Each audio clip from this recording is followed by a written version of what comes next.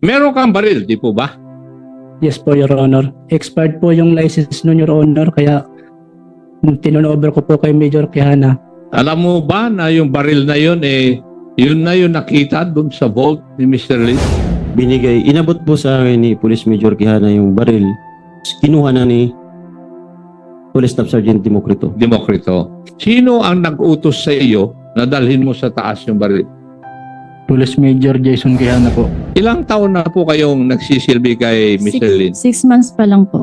6 months. Wala po kayo nakita na dala-dala niya. Wala po, sir. Mr. Antonino, kayo po ay dating pulis. Yes, Your Honor. At ngayon, hindi na po kayo pulis. Yun po yung na-receive ko po, Your Honor, na dismissal po. So, if you're dismissed from the... Kung na-dismiss ka sa pulis, hindi ka na pulis. Simple lang yung tanong ko eh. Yes po, Mr. Chair. Di ba? Huwag kang umiwas. Di ba? Ikaw ang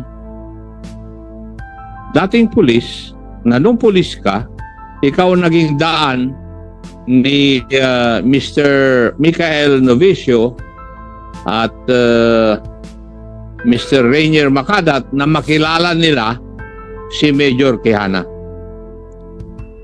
Yes po, Mr. Chair. Paki-narrate kung paano mo nakilala itong dalawa, si Mr. Novicio at saka si Mr. Macadat. At paano nila nakilala si Mr. Quijana? Thank you po, Mr. Chair. Magandang umaga po sa lahat po. Ito po ang totoong istorya pong nangyari po diyan. Kung paano ko po nakilala to si Michael. Si Michael lang po, pero si Rainier po hindi ko po kilala siya. Una po, meron po akong pinsang gwardiya po dun sa Solimer. Yun po ay pinapasyalan ko po. Normal lang po sa magpinsan na minsan makita po kami, magkwentuhan. Ngayon po,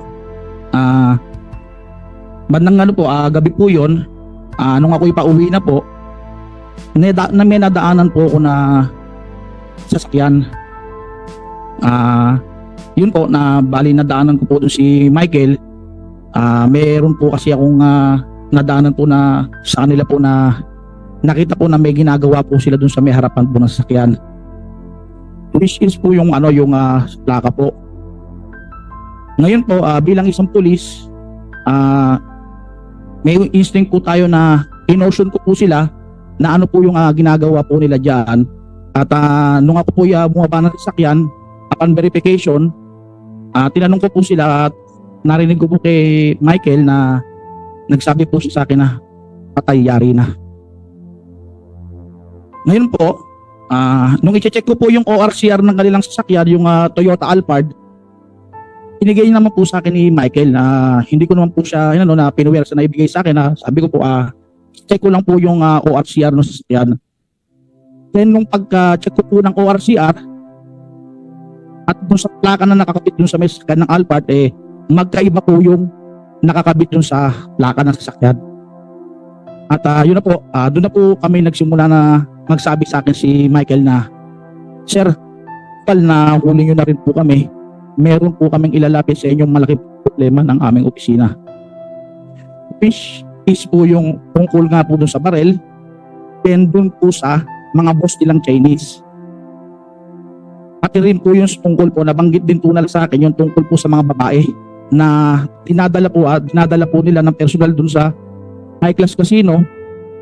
At sabi ko, huwag tayo dito mag-usap sa kalsada kasi meron kaming tamang opisina para kayo maimbestigahan at masabi niyo yung inyong mga problema about sa boss ninyo at tungkol po sa recorder na baril.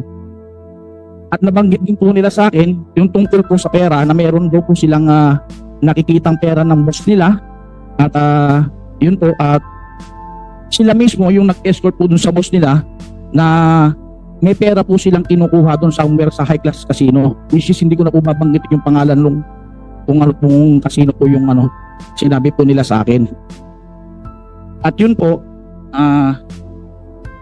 doon po sa yung sa pagsita ko po sa plaka sa kanila, tinuro naman po sa akin ni Michael na, Sir, sinabi niya po sa akin na, sir, kaya po kami nagpapalit ng plaka kasi po may nangyari na po sa amin na yung Chinese na dinideliver namin sa mga Heclas Casino is tinangkang kidnapping.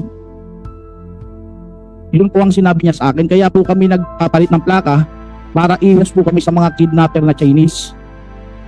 Then binanggit din po nila sa akin na kaya po sila nagpapalit ng plaka, which is umiiwas din po sila sa number coding. At yun na po lahat. Sinabi ko naman po kay Michael na magsadya na lang po kayo sa opisina para maimbestigahan yung mga concern ninyo. At nung pumunta naman po sila sa opisina namin sa DSOU, bilang desk officer po ng DSOU, nirefer ko na po siya dun sa investigating team. Una po kay Sir Quijana for a proper disposition. Yun na po ang istorya po lahat niya na Mr. Chair. Maraming salamat. Pero dinala mo sila at pinakilala kay Major Quijana. Pero dahil sa kaso mo, na-dismiss ka, nawala ka na sa DSOU. Tama? Yes or no? Yes, Mr. Chair.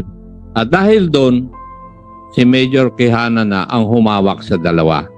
Doon na sila nagre-report kay Major Quijana. Yes po, Mr. Chair. Yes. So, na-establish na natin na si Major Quijana ang handler ng dalawang ito. Now, pwede po bang matanong si Mr. Michael Novesio?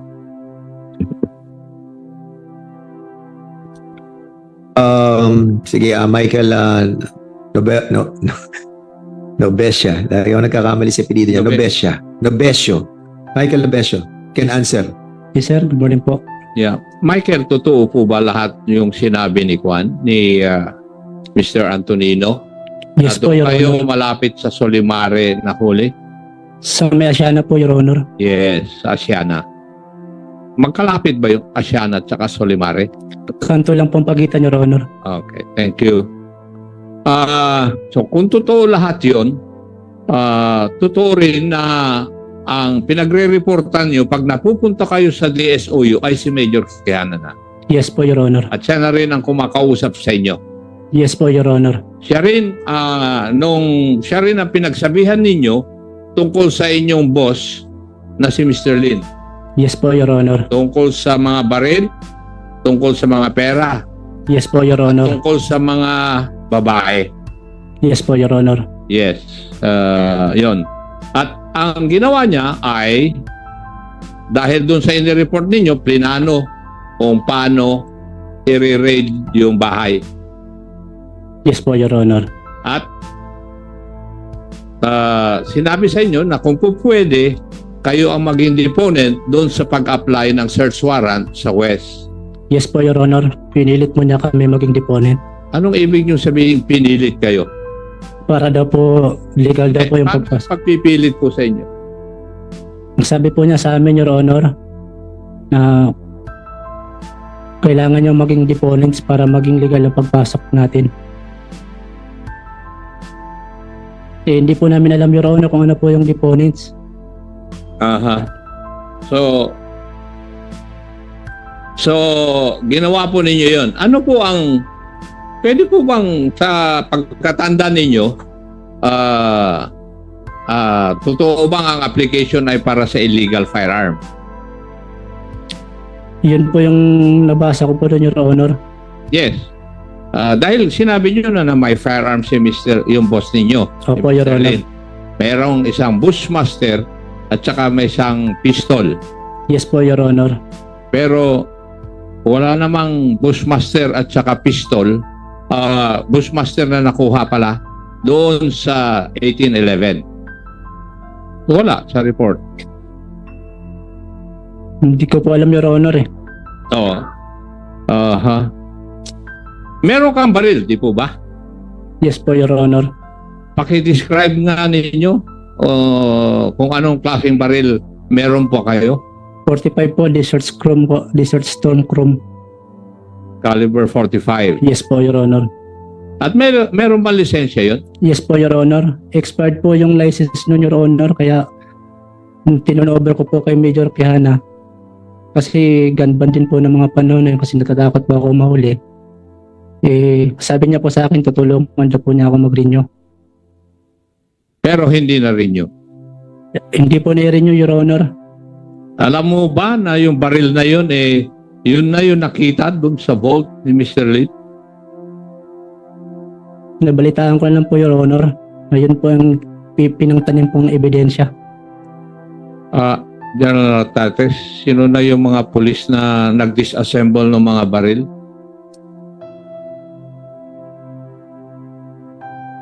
So, nabalitaan mo na yung baril mo, nandun yung mga hinuli ng pulis o kinumpiska ng pulis doon sa vault ni Mr. Lin, yung boss mo. Opo, Your Honor.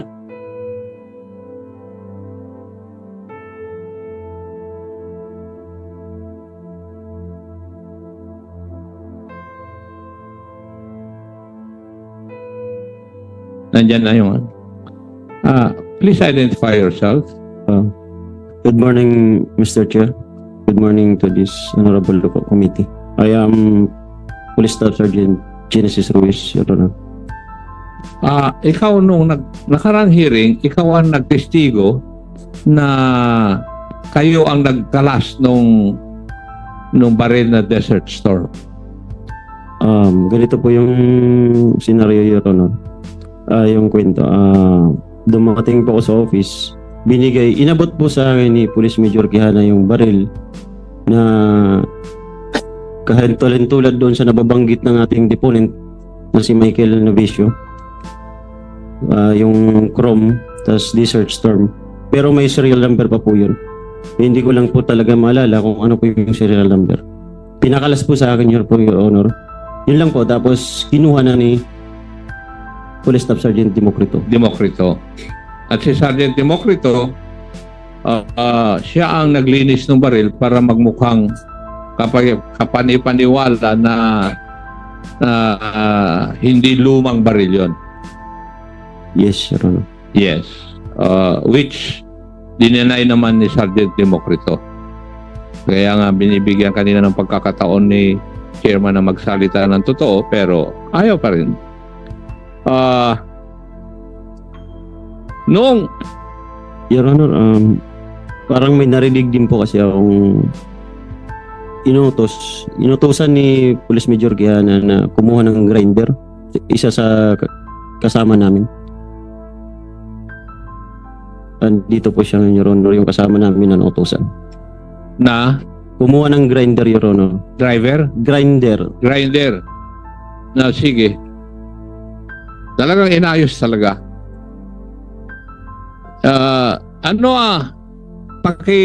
Pakibanggit po yung pangalan po ninyo. Good morning po, Mr. Chairman, sir. Ako po si Patrolman Elson Calupa, sir. Natatandaan mo po ba kung meron kang baril na inayos?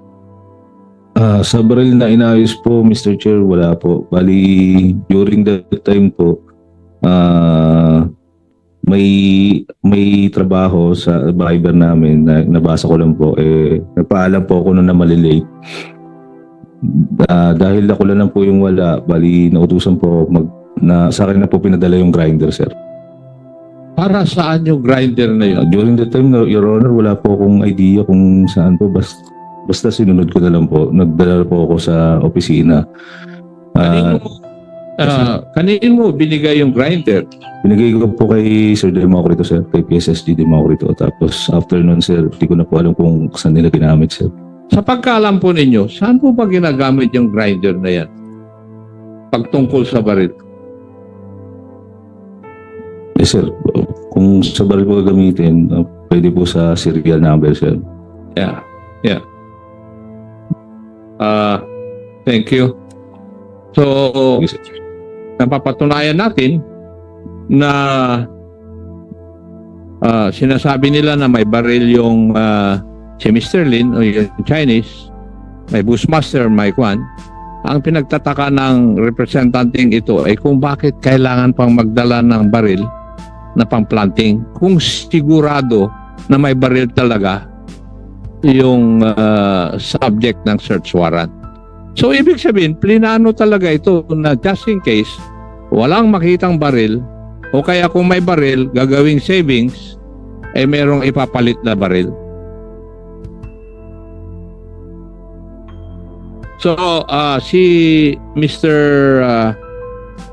Rainier, Yes po, Your Honor. kayo po ang driver. Opo. Lahat po ba ng sinabi ng iyong kasama si Mr. Michael Novicio ay katotohanan? Yes po. Si Mr. Novicio, siya ang pumasok sa trabaho para magsabi po sa inyo na nandun na yung subject ng search warrant. Yes po, Your Honor. At ikaw naman ang ginamit ng pulis para mag-guide sa kanila para doon sa Solimare. Yes po, Your Honor. Yes. Ikaw ba ang nagdala ng baril? Yes po, Your Honor. Saan mo inilagay yung baril? Hindi po ako nagdala ng baril, Your Honor. Ako po yung nautusan mag-akyat ng baril pataas. Sa Kanino mo 1811. ibinigay yung baril nung inakyat mo sa taas? Hindi ko na po matandaan, Your Honor, dahil marami pong tao sa 1811 nung time na yun. Sa lahat ng pulis na nandito nakasama doon sa operasyon, hindi mo matandaan kung sino. Hindi po matandaan, Your Honor. Sino ang nag-utos sa iyo na dalhin mo sa taas yung baril? Police Major Jason Quijana po. O siya ang nag-utos sa inyo? Opo, Your Honor. Okay. At si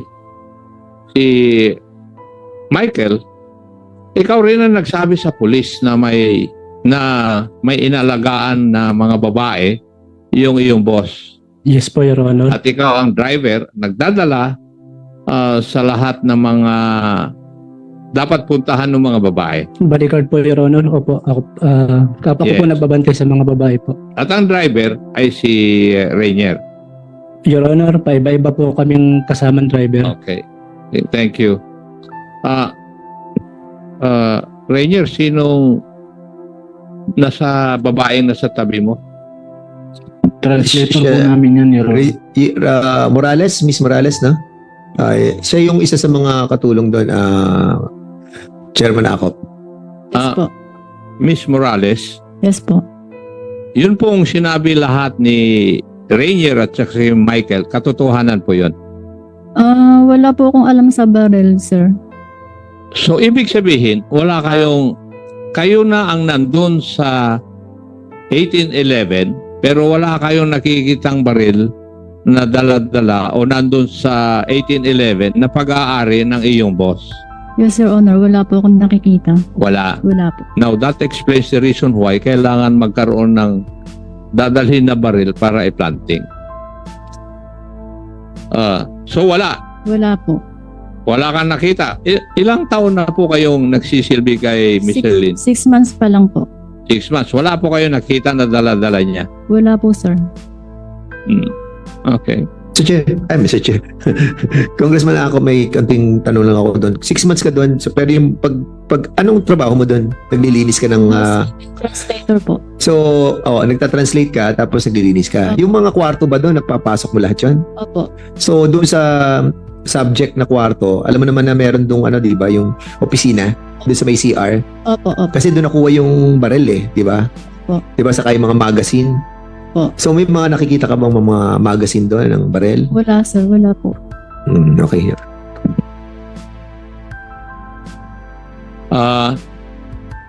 I have also here, meron sa akin na certification ng firearms Philippine National Police Forensic Group na yung baril na nakuha doon sa raid 1811 ay parehas nung baril na pag-aari ni Mr. Michael Novicio. Parehas.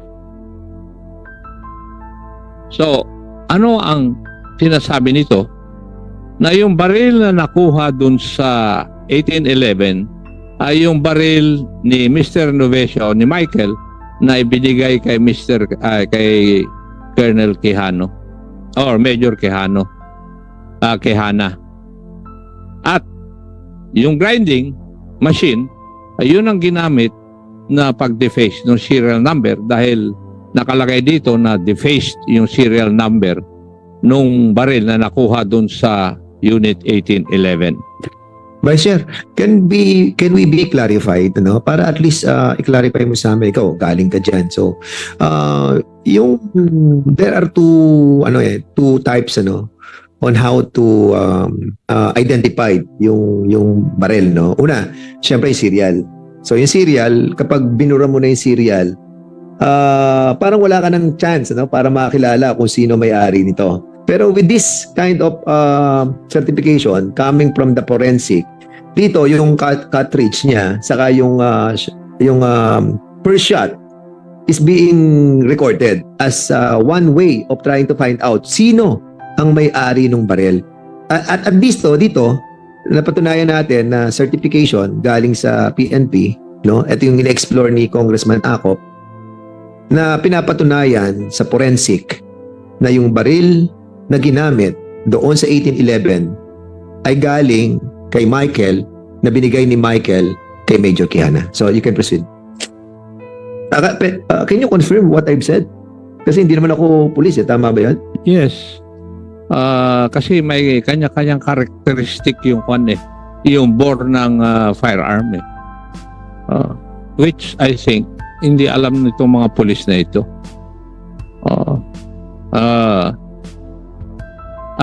Iha, alam mo rin na ang trabaho ng boss ninyo ay dun sa pagkukuha ng mga babae sa kanilang mga customer. Yes po. At totoo rin po ba na may mga araw na nakadisplay lang sa lamesa yung pera nung boss mo? Pag po araw po ng swelduhan po. Doon lang. Opo. Pero hindi mo nakita kung ano ang laman ng yung 3 bolt na pag-aari ng iyong amo. Minsan po kasi naiwan po nilang bukas yung vault sa isa pong opisina. Pera po yung nakikita ko. Pera yung nakikita mo, pero wala kang baril na nakikita. Wala sir. Wala po.